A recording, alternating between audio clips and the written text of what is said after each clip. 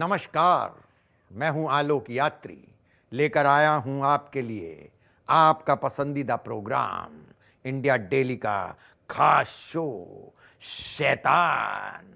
साजिशें मचाती हैं जब शोर सियारात के सन्नाटे में निकलता है, जब कोई शैतान रचने को एक नई साजिश करते हैं हम उसकी हर साजिश को नाकाम। हमारा मकसद है इंसानियत के दुश्मनों को करना बेनकाब।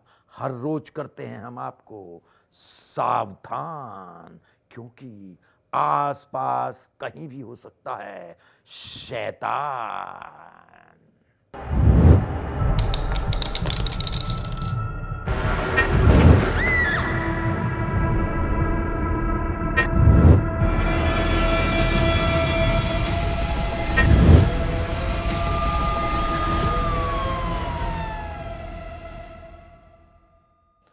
10 फीट गहरे गड्ढे के अंदर छिपा था कत्ल का एक राज।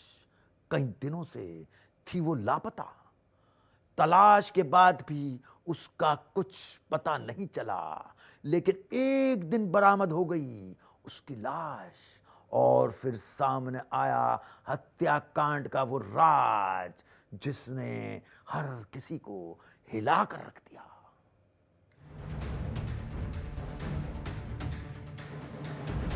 मुझे इनको सब मालूम है मर्डर का।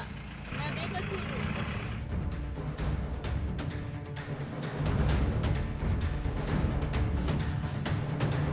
पहली तस्वीर ऑटो में बैठती अनीता चौधरी। दूसरी तस्वीर एक स्कूटी से जाता आरोपी गुलामुद्दीन। और तीसरी तस्वीर पुलिस की गिरफ्त में आरोपी गुलामुद्दीन की पत्नी आबिदा। ये तीनों तस्वीरें हैं तो अलग अलग तारीखों की, लेकिन इन तीनों तस्वीरों में कत्ल की एक ऐसी गुत्थी उलझी है जिसको बेपर्दा करने का दावा तो पुलिस कर रही है, लेकिन अभी भी पुलिस कई सवालों में उलझी हुई है। तारीख 27 अक्टूबर 2024। ऑटो में बैठ जाती अनीता चौधरी की तस्वीर उसी दिन की है जब उन्हें आखिरी बार देखा गया था। इसके बाद अनीता का कुछ अता पता नहीं चला। हाँ, उनका कई टुकड़ों में शव जरूर पुलिस ने बरामद किया। इस हत्याकांड का आरोप गुलामुद्दीन पर लगा है, जिसे अनीता अपना मुंह बोला भाई मानती थी। आरोपी गुलामुद्दीन फिलहाल फरार चल रहा है, लेकिन उसकी पत्नी को पुलिस ने गिरफ्तार कर लिया है। हालांकि अपनी गिरफ्तारी पर गुलामुद्दीन की पत्नी आबिदा ने खुद को तो बेकसूर बताया, लेकिन जाते जाते इतना जरूर कर दिया कि कत्ल की हर बात सिर्फ और सिर्फ गुलामुद्दीन जानता है। आबिदा जी, हकीकत क्या है? हकीकत क्या है? मैं इसमें शामिल नहीं हूँ। मैं मेरी बहन के घर थी। मैंने मर्डर नहीं किया है। तो मर्डर किसने किया है? गुलामुद्दीन को पता है। क्या हुआ था उस रात? हुआ क्या मेरी बहन के घर थी, मैं उसमें शामिल नहीं थी। गुलामुद्दीन ने किया मर्डर? आपको मालूम था वैसा कर रहा है वो? गुलामुद्दीन को सब मालूम है मर्डर का। ये क्या घटना हुई, क्या थी, क्या खिलाया था, क्या पिलाया था? उन्होंने कहा था कोई आदमी लाऊंगा, नहीं करूंगा। उन्होंने कहा था, उनको ये सब पता है। मैं बेकसूर हूँ। मेरी बच्ची अभी बेकसूर है। अनीता की इन तस्वीरों ने पुलिस को भी जरूर कंफ्यूज किया होगा, क्योंकि अनीता के शव पर जो कपड़े थे वो इस तस्वीर में पहने हुए कपड़ों से अलग थे। पुलिस की थ्योरी के मुताबिक गुलामुद्दीन की पत्नी आबिदा ने यह खुलासा किया है कि उसके पति ने अनीता को साजिश के तहत अपने घर बुलाया। इसके बाद गुलामुद्दीन ने अनीता को शरबत पिलाया, जिसमें बेहोशी की दवा मिली हुई थी। शरबत पीने के बाद अनीता बेहोश हो गई, जिसके बाद गुलामुद्दीन ने उसकी हत्या कर दी। इतना ही नहीं, गुलामुद्दीन ने मीट काटने वाले चाकू से अनीता के शव के टुकड़े टुकड़े कर उसे बोरे में भर दिया, जिसके बाद उसने अपने घर के बाहर खोदे गए करीब 10 फीट गहरे गड्ढे में शव को दबा दिया। बदबू न आए इसलिए गड्ढे में आरोपी ने इत्र भी छिड़क दिया। हत्याकांड के बाद जोधपुर के लोगों में गुस्सा है।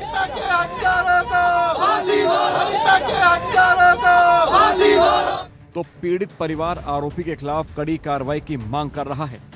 मेरे पास में शाम को 7 बजे के लगभग उसकी खास फ्रेंड दोस्त उसका फोन है कि जिया जी दीदी का फोन नहीं लग रहा है, स्विच ऑफ आ रहा है 5 बजे से।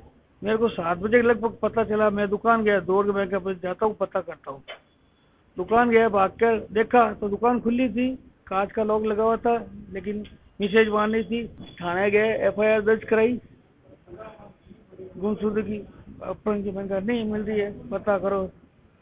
FIR दर्ज उन्होंने की, लेकिन लिख हकीकत ले कागजियों में वो बोले हम सुबह ले लेंगे, वायलेट कर दिया था 27 तारीख को, आज 7 दिन हो गए।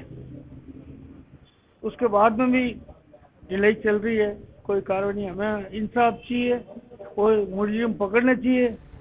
पुलिस के मुताबिक हत्या के पीछे की वजह आरोपी पर 12 लाख का कर्जा था। अनीता क्योंकि लाखों के गहने पहनती थी, पुलिस को शक है कि इन्हीं गहनों को हथियाने के लिए हत्या की गई होगी।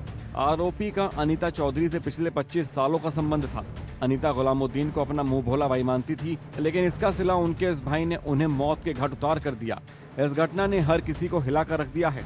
जहां भाई बहन के रिश्ते को एक शैतान ने कुछ यूं तार-तार किया, तो लोगों में गुस्सा इस बात का भी है कि सभी आरोपियों की जल्द गिरफ्तारी पुलिस नहीं कर पा रही है।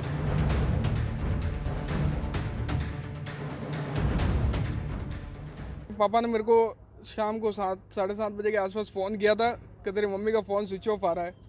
तो मैं जहाँ पे भी था, मैं आता हूँ 5-10 मिनट में वहाँ पे पहुँच के फिर वो बात में पता लगा कि मम्मी सामने वाले को चाबी दे के गए हैं गाड़ी की।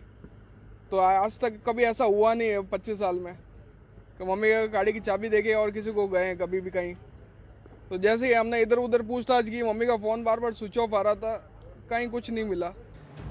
हत्याकांड डराने वाला है, लेकिन अभी भी कई ऐसे सवाल हैं जिनका पता लगाना पुलिस के लिए भी जरूरी है। फिलहाल इस कत्ल से पूरे जोधपुर में रोष है, तो पुलिस इस कत्ल में शामिल हर आरोपी को जल्द से जल्द खोज निकालने का दावा कर रही है। Bureau report, India daily. वो पहले भी कर चुका था उस पर एसिड अटैक, पहले भी कर चुका था उसे मारने की कोशिश। वो पति नहीं बल्कि था एक जल्लाद, और इस बार मिला जब उसे मौका तो उसने अपनी पत्नी को उतार दिया मौत के घाट।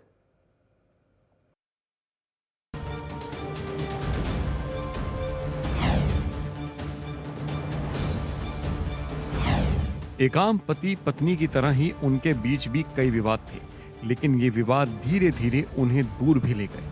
तो एक दिन आलम कुछ ऐसा हुआ कि पति ने अपनी ही पत्नी को मौत के घाट उतार दिया। बिजनौर शहर कोतवाली क्षेत्र के बुल्ला के चौराहे पर उस वक्त हड़कंप मच गया जब एक पति ने अपनी पत्नी की चाकू से वार कर हत्या कर दी। आरोपी ने हत्या के बाद खुद को भी मारने की कोशिश की, हालांकि उसे गंभीर हालत में अस्पताल में भर्ती करवाया गया है।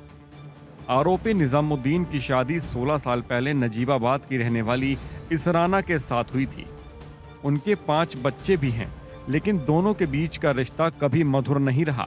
इससे पहले भी आरोपी अपनी पत्नी पर कातिलाना हमला बोल चुका है, हालांकि उससे इसराना बाल बाल बच गई थी। तारीख 1 जनवरी 2024। आरोपी निजामुद्दीन पिछले करीब 1 साल से अपनी पत्नी को मौत के घाट उतारने की प्लानिंग कर रहा था। इसी में उसने 1 जनवरी को उस पर एसिड अटैक कर गंभीर रूप से घायल कर दिया था। इस वारदात में इसराना बच गई तो उसने अपने पति के खिलाफ केस भी दर्ज करवा दिया। इसी में खुद पर केस भी हट जाए और पत्नी भी रास्ते से हट जाए, आरोपी ने एक ऐसा प्लान बनाया जिसमें वो शैतान बन गया। आरोपी निजामुद्दीन ने अपनी पत्नी इसराना को पहले केस खत्म करने के लिए बातचीत को बुलाया। इसके बाद आरोपी ने उसे घर बुलाकर उस पर चाकुओं से कई वार कर डाले। इतना ही नहीं, आरोपी निजामुद्दीन ने अपनी पत्नी की हत्या के बाद खुद भी तेजाब जैसा पदार्थ पी लिया और खुद को भी मारने की कोशिश की। हत्याकांड के बाद मचे शोर को सुन आसपास के लोग मौके पर पहुंचे, जिसके बाद घर का दरवाजा तोड़ लोगों ने इस वारदात की पुलिस को सूचना दी। ये बुल्ला के चौराहे के पास की घटना है, थाना कोतवाली क्षेत्र की। इसमें एक निजामुद्दीन नाम के व्यक्ति रहते हैं। इनकी 16 साल पहले शादी हुई थी। इनका पत्नी से मनमुटाव चल रहा था। फिर इन्होंने पिछले 1 जनवरी को, जो अभी यहाँ लोगों ने बताया, 1 जनवरी को इसने अपनी पत्नी के ऊपर तेजाब डाल दिया था। उसका मुकदमा चल रहा था। उसी संबंध में निजाम ने इसको, अपनी पत्नी को यहाँ बुलाया था कि तुम्हारा बयान होना है, और उसके बाद उसने रात में इसकी चाकू मार के हत्या कर दी और स्वयं भी कुछ पदार्थ खाया है, विषैला पदार्थ। उसको उल्टी वगैरह हो रही है, उसको उपचार हेतु भेजा गया है। मौके पर फील्ड यूनिट आ गई है और विधिक कार्रवाई कराई जा रही है। वारदात की खबर पर पुलिस मौके पर फौरन पहुंच गई। आरोपी को गंभीर हालत में अस्पताल में भर्ती करवाया गया, तो पत्नी के शव को पुलिस ने कब्जे में लेकर उसको पोस्टमार्टम के लिए भेज दिया है। हत्याकांड डराने वाला है। इससे पहले भी निजामुद्दीन ने अपनी पत्नी पर जानलेवा हमला बोला था। अगर उस वक्त कानून का शिकंजा इस आरोपी पर कस गया होता तो यह हत्याकांड शायद नहीं हुआ होता। Bureau report, India daily.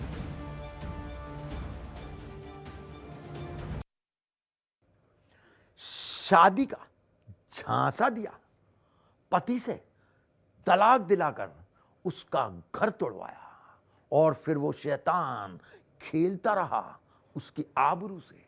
लेकिन जब पीड़िता को पता चली उस शैतान की हकीकत तो उसने दर्ज करवा दिया केस।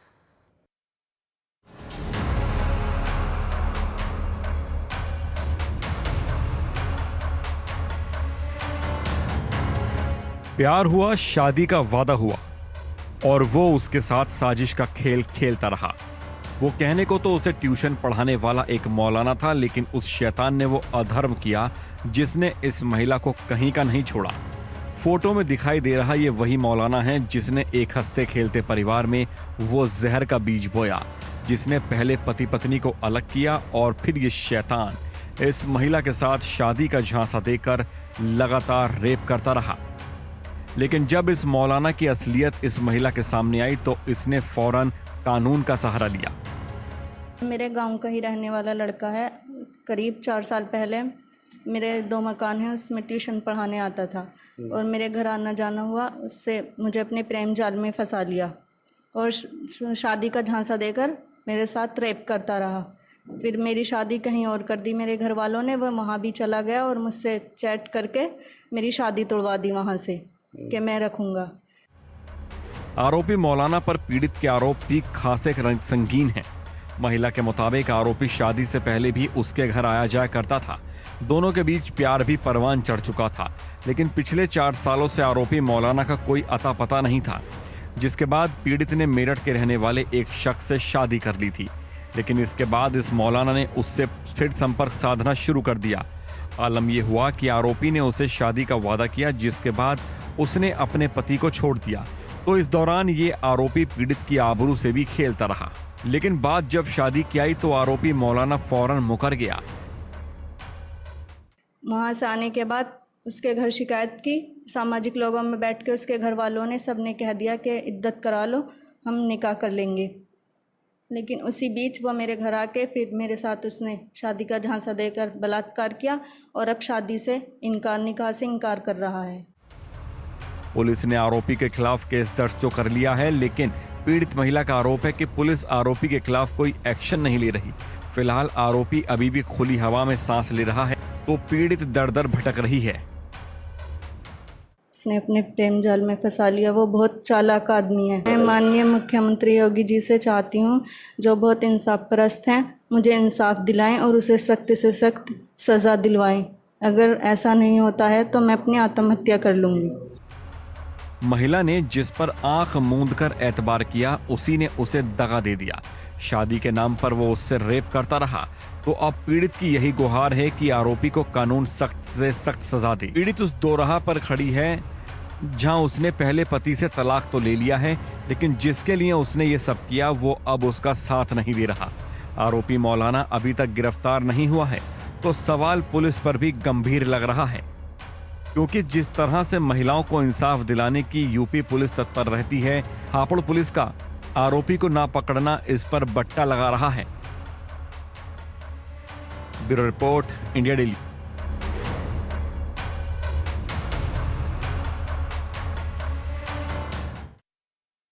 वो आई तो थी अपने प्रेमी से मिलने, लेकिन रेलवे ट्रैक पर पड़ी मिली उसकी लाश। अब घर वाले लगा रहे हैं आरोप, प्रेमी ने ही ले ली उसकी जान।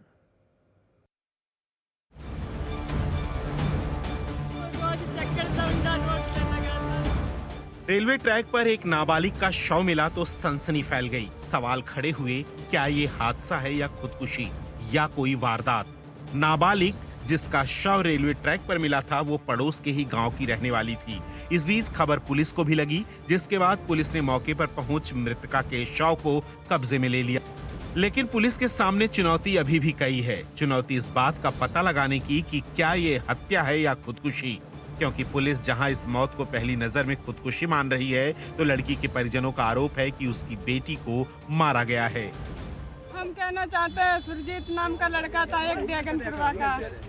वो लड़का मेरी लड़की को मैं धानी झोर रहा था, खेत पे सारे लोग थे। जो आया रोड पे, लड़की मेरी पानी भरने गई, उसका फिसलाई के इसको उठाई के लड़की को पानी भरते और बंटिया छोड़ दी। फोन करके बुला लिया लड़की के पास। लड़की एक दिन पहले से अपने घर से गायब थी। परिवार का आरोप है कि लड़की अपने साथ गहने लेकर अपने प्रेमी के साथ चली गई थी, लेकिन घर से कुछ दूरी पर उसका शव एक रेलवे ट्रैक पर बरामद हुआ। परिवार वालों के आरोप सनसनीखेज हैं। वहीं पुलिस मामले की जांच में जुट गई है। लड़की की मौत कैसे हुई, कहीं ये कोई वारदात तो नहीं? पुलिस हर पहलू पर गहनता से पड़ताल कर रही है।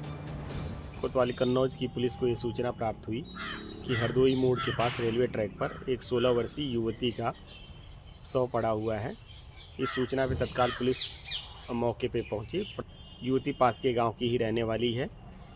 इसमें परिजनों ने ये बताया कि युवती का इनके दूर के रिश्तेदार के साथ प्रेम प्रसंग चल रहा था, जिसमें परिजन शादी के लिए तैयार नहीं थे और इससे विक्षुब्ध होकर युवती द्वारा आत्महत्या की बात सामने आ रही है। परिजनों द्वारा भी उक्त युवक पे ही हत्या का आरोप लगाया जा रहा है। दोनों तथ्यों की जानकारी की जा रही है। इसमें जांच की जाएगी। जो भी तथ्य प्रकाश सामने आएंगे उसके आधार पर आगे की विधिक कार्रवाई की जाएगी।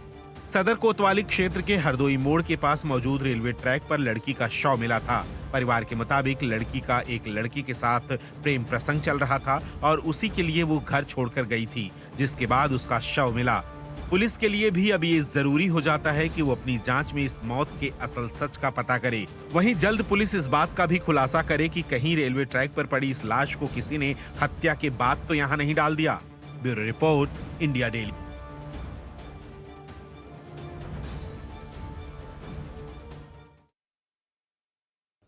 मौत की नशीली खेप को कपाने का था उनका प्लान, लेकिन पुलिस भी थी तैयार उनकी हर साजिश करने को नाकाम। इससे पहले वो उतारते इस नशे को मासूमों की रगों में, पुलिस ने पहुंचा दिया इन शैतानों को सलाखों के पीछे।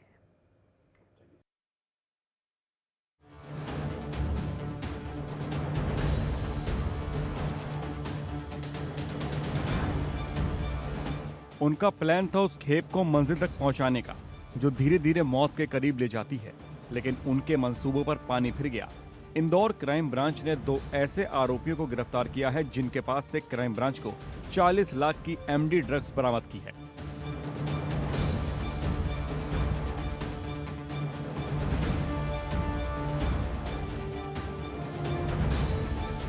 इंदौर पुलिस ड्रग्स के खिलाफ ऑपरेशन प्रहार चला रही है और इसी को लेकर क्राइम ब्रांच भी मुस्तैद थी। इसी बीच क्राइम ब्रांच के अधिकारियों को ड्रग्स की बड़ी खेप की जानकारी हुई, जिसके बाद एक्शन में आई क्राइम ब्रांच ने 2 ड्रग्स तस्करों को गिरफ्तार किया, जिनके पास से पुलिस को लाखों का नशे का जहरीला सामान बरामद हुआ।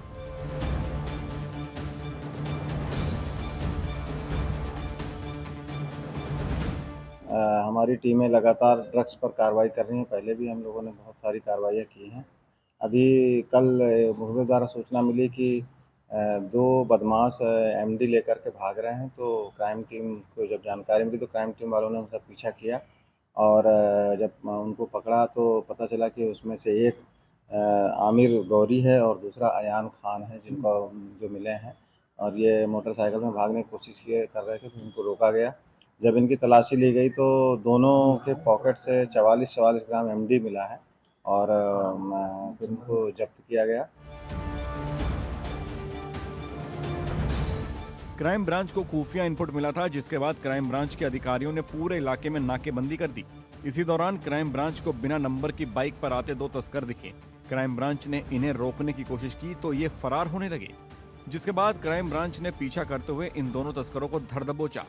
आरोपियों के पास से पुलिस को कुल 88 ग्राम एमडी ड्रग्स मिली है, जिसकी कीमत 40 लाख के करीब है।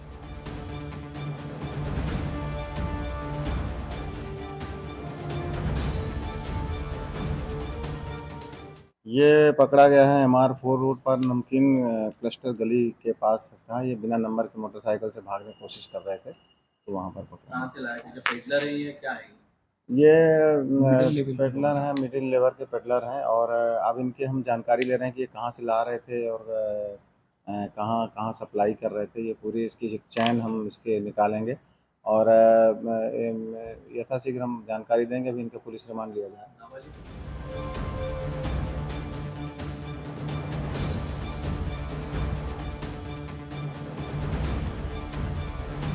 आमिर और अयान इस ड्रग्स को कहीं सप्लाई करने जा रहे थे, लेकिन क्राइम ब्रांच की टीम ने उनके मंसूबों को फेल कर दिया। मध्य प्रदेश में ड्रग्स मिलने का सिलसिला लगातार जारी है। इससे पहले राजधानी भोपाल में 1 महीने पहले ही एक फैक्ट्री से 907 किलो एमडी ड्रग्स बरामद हुआ था, जिसकी कीमत 1800 करोड़ से भी ज्यादा थी। इन 2 आरोपियों से बरामद हुए खेप इतनी ज्यादा नहीं है, लेकिन जिस तरह से मध्य प्रदेश में ड्रग्स के डार्क सर्कल को सुरक्षा एजेंसियां एक-एक कर नाकाम कर रही हैं, उसमें इंदौर से बरामद हुए ड्रग्स भी एक छोटी लेकिन महत्वपूर्ण कड़ी है। Bureau report, India daily.